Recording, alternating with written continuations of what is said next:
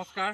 আজি আমাৰ ৰঙালী বিহু চতুৰ্থ দিনটো আমাৰ ধৰি লওক প্ৰথমতে গৰু বিহু, মানুহ বিহু, গোঁসাই বিহু আৰু মানে আমাৰ বিশেষকৈ চতিয়া, জামুগুৰি, বিশ্বনাথ চাৰিআলি এই অঞ্চলটোত আমি চতুৰ্থ দিনটোতে চেৰা বিহু বুলি কোৱা হয়।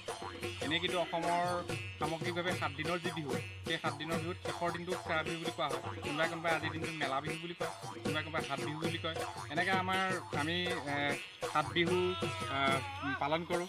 চেনেহী বিহু, মিতি বিহু, কুটুম বিহু, তাত এনেকৈ আমি বিহুবিলাক 7টা দিন আমি পাৰ কৰোঁ। আজি আমাৰ যিহেতু এই অঞ্চলটোত চেৰা বিহুত এটা মানে আমাৰ পৰম্পৰা আছে। পৰম্পৰাটো হৈছে কি যে আমাৰ এই চতুৰ্থ দিনৰ এই বিহুটোত আমাৰ 7 পিঠা খোৱা হয় আৰু 100 এবিধ শাক খোৱা হয়। সেই ধৰণে শাক খাই নিজকে বিভিন্ন ৰোগৰ পৰা প্ৰতিৰোধ ক্ষমতা শৰীৰত গঢ়ি দিলে।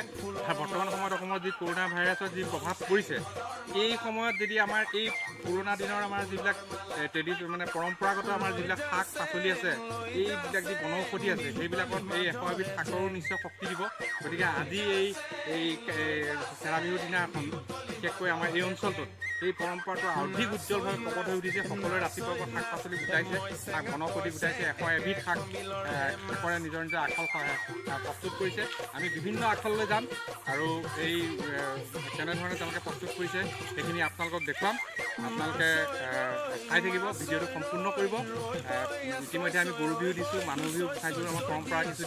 আজি চেৰা বিহু কিছু পৰম্পৰা আপোনালোকলৈ আগবঢ়াম। আশা ৰাখিছোঁ আপোনালোকে আমাক সহযোগিতা জনাব। আহকচোন।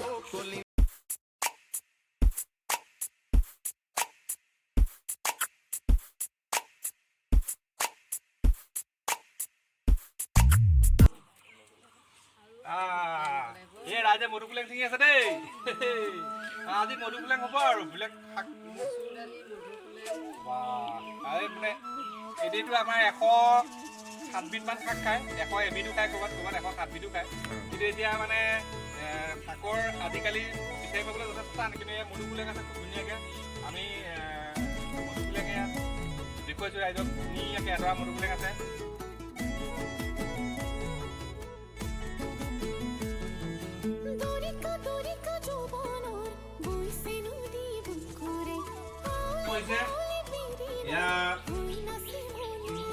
আমাৰ ৰঙালাও শাক, এনেকৈ ৰঙালাও, তাৰপিছত কচু কিহেৰে বনাব? কচুৰ গাছ টেঙা বনাব। কণবিলাহীটো হয় নেকি? আকৌ এই বাঁহৰ গাজ আছে দেই। বাঁহৰ গাজ বহুত পচন্দ কৰিছে। বাঁহৰ গাজ কি হয় হ'ব?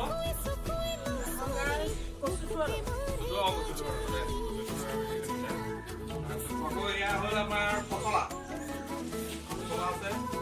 তাৰপিছত ইয়াত কঁঠালৰ মুচি, তাৰপিছত ইয়াত ধুনীয়াকৈ মচুৰ দালি পিচি থৈছে, ঢেকীয়াৰ লগত এয়া বৰ হ'ব।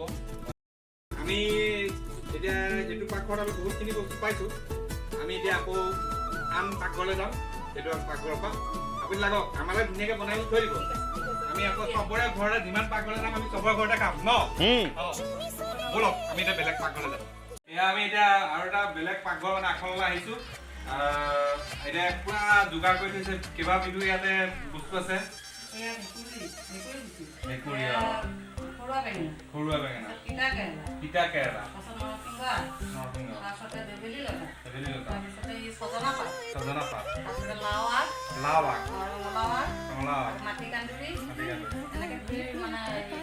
এতিয়া আপোনাৰ ইয়াত কিমান কেইবিধমান আছে?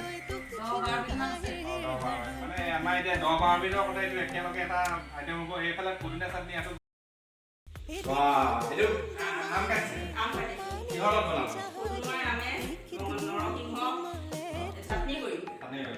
এয়া কচু কৈছিলে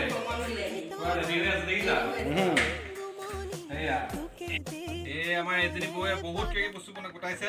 কচু থোৰ আছে, ইয়াতে মধুপুলেং আছে, মাটি কাদৰি আছে, তাৰপিছত আকৌ কি আছে আৰু ভেবেলী লতা, নৰসিংহ, এইবিলাক গোটেইখিনি আছে। ঠিক তেনেকৈ ইয়াতে পদুনা আছে, মেমেধু আছে, ইয়াত তেতেলী দিব। আমকলি আছে, আমকলিটো দেখুৱাই দিয়কচোন। ইয়াতে বহুতকেইটা শাক আছে, 100 এবিধ শাক ইয়াত সংগ্ৰহিত হৈ আছে। আপুনি আমাৰ কাৰণে থৈ দিব, আমি আহি আছোঁ অলপ পিছতে পূৰা আপোনাৰ শাক চাক খাবৰ কাৰণে। এয়া সুন্দৰভাৱে ইয়াত যোগাৰ হৈছে, মাত্ৰ কেৰাহীত উঠিবলৈ বাকী। এয়া আমাৰ শাক ৰঙালাও শাক পৰিৱেশনৰ বাবে আমি সাজু কৰি তুলিম। এয়া কঁঠালৰ মুচি হৈ গ'ল প্ৰস্তুত। আমি এতিয়া সোৱাদ ল'ম। তাৰপিছত এয়া হৈছে যিটো ঢেকীয়া, কাঁহৰ গাজ, কণবিলাহী এনেকুৱা ধৰণে বনোৱা তৰকাৰী। এইটো মচুৰ দালি, এইটো বৰ দিয়া আছে, এই মচুৰ দালি বৰ আছে। সৰু সৰু মাছৰ এটা তৰকাৰী, জিকাৰ পৰা আৰম্ভ কৰি কিবা কিবি ধৰণৰ দ্ৰব্য দি পেলাই বনোৱা হৈছে। এতিয়া এইটো কচু, ইয়াত কণবিলাহী আৰু বাঁহৰ গাজ ইয়াত আছে, আৰু এইটো মচুৰ দালি, এইটো দি বনোৱা বৰ পকৰা। এইটো আমি এতিয়া ইয়াতে সোৱাদ ল'ম। লগতে শাকৰ লগতে আমি খাবলৈ পাইছোঁ এই কঁঠাল মুচি।